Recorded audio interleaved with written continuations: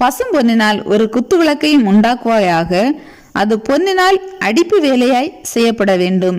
அதன் தண்டும் கிளைகளும் மொக்குகளும் பழங்களும் பூக்களும் பொன்னினால் செய்யப்பட வேண்டும்.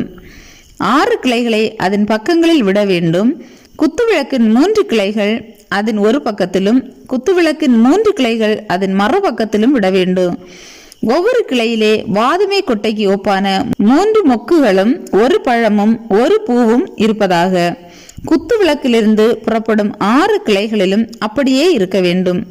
விளக்கு தண்டிலோ வாதுமை கொட்டைக்கு ஒப்பான 4 மொக்குகளும் பழங்களும் பூக்களும் இருப்பதாக.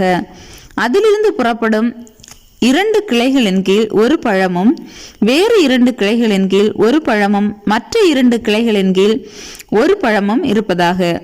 விளக்கு தண்டிலிருந்து புறப்படும் 6 கிளைகளுக்கும் அப்படியே இருக்க வேண்டும்.